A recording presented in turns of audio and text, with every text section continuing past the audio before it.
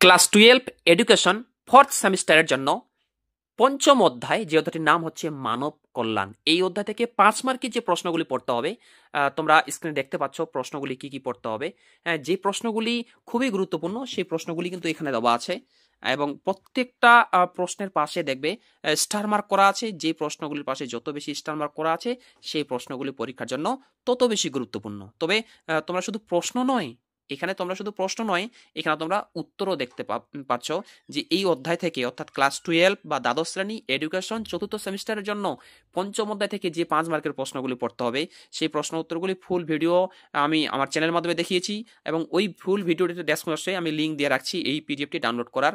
অবশ্যই ফুল ভিডিওটি দেখে নিবে এবং ওই ডেসক্রিপশন থেকে লিঙ্কটা ক্লিক করে এই সমস্ত পিডিএফ প্রশ্ন উত্তর সাজেশন নোটগুলি তোমরা সেখান থেকে কালেক্ট করে নিয়ে নেবে। অর্থাৎ এটা কিন্তু ক্লাস 12 এডুকেশন ফোর্থ সেমের জন্য